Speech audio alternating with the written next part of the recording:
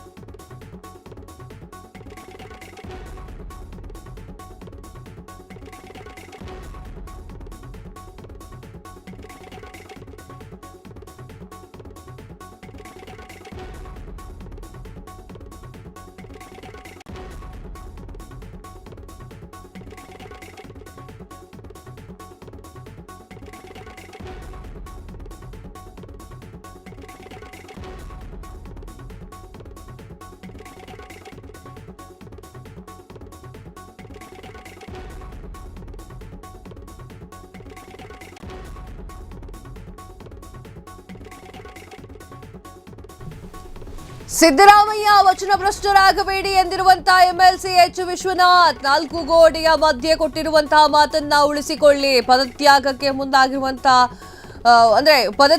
ಮುಂದಾಗಿ ಅಂತ ಹೇಳಿ ವಿಶ್ವನಾಥ್ ಹೇಳಿರುವಂತದ್ದು. ಸ್ಥಾನಕ್ಕೆ ಅಂಟಿಕೊಂಡು ಕೂತ್ರೆ ನಾಯಕತ್ವ ಉಳಿಯೋದಿಲ್ಲ, ಬದಲಾಗಿ ತಮ್ಮ ಪಕ್ಷ ತ್ಯಾಗಕ್ಕೆ ಮುಂದಾಗಿ ಅಂತ ಹೇಳಿ ವಿಶ್ವನಾಥ್ ಹೇಳಿದ್ದ. ಯುವ ನಾಯಕರಿಗೆ ಅವಕಾಶವನ್ನ ಬಿಟ್ಟುಕೊಡಿ ಅಂತ ಹೇಳಿ ಕೋರ್ಟುಗೇರುವಂತಹ ವಿಶ್ವನಾಥ್.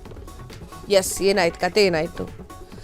ಅಧಿಕಾರ ಹಸ್ತಾಂತರದ ಕುರಿತು ಡಿ ಕೆ ಶಿವಕುಮಾರ್ ಅವರಿಗೆ ನೀಡಿರುವಂತಹ ಮಾತಿನಂತೆ ನಡೆದುಕೊಳ್ಳಿ, ಮಾತಿಗೆ ತಪ್ಪದಿರಿ ಅಂತ ಹೇಳಿ ವಿಶ್ವನಾಥ್ ಅವರು ಒತ್ತಾಯಿಸಿದ್ರು. ಅವರು ರಾಜ್ಯ ವಿಧಾನಸಭಾ ಚುನಾವಣೆ 50-50 ಅನುಪಾತದಲ್ಲಿ ಒಪ್ಪಂದವಾಗಿದೆ ಎಂಬುದನ್ನು ಎಲ್ರಿಗೂ ಕೂಡ ತಿಳಿದಿದೆ.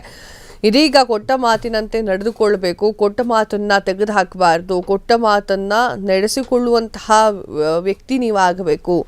ಇದೀಗ ಕೊಟ್ಟ ಮಾತಿನಿಂದ ಹಿಂದೆ ಸರಿಯೋದು ದ್ರೋಹಕ್ಕೆ ಸಮಾನ ಅಂತ ಹೇಳಿದ್ರು. ಇನ್ನು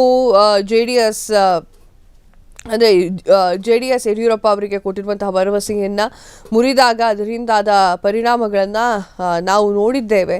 ನೀವು ವಚನಭ್ರಷ್ಟರಾದರೆ ಮುಂದೆ ನಾಡಿನ ಆಡಳಿತ ಬಿಜೆಪಿಯ ಪರ ಎನ್ನುವುದನ್ನು ಲಘುವಾಗಿ ತೆಗೆದುಕೊಳ್ಳಬೇಡಿ ಅಂತ ಹೇಳಿ ಎಚ್ಚರಿಕೆಯನ್ನು ನೀಡಿದರು. ಬಿಜೆಪಿಯಲ್ಲಿದ್ದಾಗಲೂ ಕೂಡ ಕಾಂಗ್ರೆಸ್ ವಿಷಯಗಳ ಬಗ್ಗೆ ಮಾತನಾಡ್ತೀನಿ ಅಂತ ಹೇಳಿ ಪ್ರಶ್ನೆಯನ್ನು ಮಾಡಿರುವಂಥದ್ದು. ನಾನು ನನ್ನ ರಾಜಕೀಯ ಜೀವಂತ 45 ವರ್ಷಗಳನ್ನು ಕಾಂಗ್ರೆಸ್ನಲ್ಲಿ ಕಳೆದಿದ್ದೆ ಅಂತ ಹೇಳಿದ್ರು.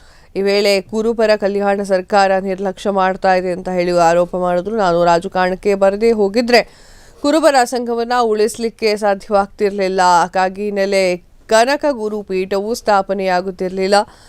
ಇವೆಲ್ಲವನ್ನೂ ಕೂಡ ನಾನೇ ಮಾಡಿದ್ದು ಅಂತ ಹೇಳಿ ಮುಖ್ಯಮಂತ್ರಿ ಸಿದ್ದರಾಮಯ್ಯ ಅವರು ಹೇಳಿಕೆ ಸರಿಯಲ್ಲ ಅಂತ ಹೇಳಿದರು. ಪುಟ್ಟಸ್ವಾಮಿ ಎಂಬ ಪದಾಧಿಕಾರಿಯೊಬ್ಬರು ಕುರುಬ ಸಂಘವನ್ನು ₹3 ಕೋಟಿಗೆ ಅದನ್ನು ನಾನು ಬಿಡಿಸಿದೆ ಅಂತ ಸಿದ್ದರಾಮಯ್ಯ ಅವರು ಸುಳ್ಳು ಹೇಳಿಕೆ ನೀಡಿದ್ದಾರೆ. ಈ ಸಂದರ್ಭದಲ್ಲಿ ನಿಮ್ಮ ಆರ್ಥಿಕ ಪರಿಸ್ಥಿತಿ ಹೇಗಿತ್ತು ಅನ್ನೋದನ್ನು ವಿಮರ್ಶೆ ಮಾಡಿಕೊಳ್ಳಬೇಕು ಅಂತ ಹೇಳಿ ಒಂದಿಷ್ಟು ಮಾತಿನಲ್ಲಿ ಕುಟಿಕಿದ್ದಾರೆ. ಕ್ಷಣ ಕ್ಷಣದ ಸುದ್ದಿಗಳಿಗಾಗಿ ಫ್ರೀಡಂ ಟಿವಿ ಸಬ್ಸ್ಕ್ರೈಬ್ ಮಾಡಿ, ಲೈಕ್ ಮಾಡಿ ಹಾಗೂ ಫಾಲೋ ಮಾಡಿ. ಹೊಸ ಸುದ್ದಿಗಳ ನೋಟಿಫಿಕೇಶನ್ಗಾಗಿ ಬೆಲ್ ಐಕಾನ್ ಮೇಲೆ ಕ್ಲಿಕ್ ಮಾಡಿ.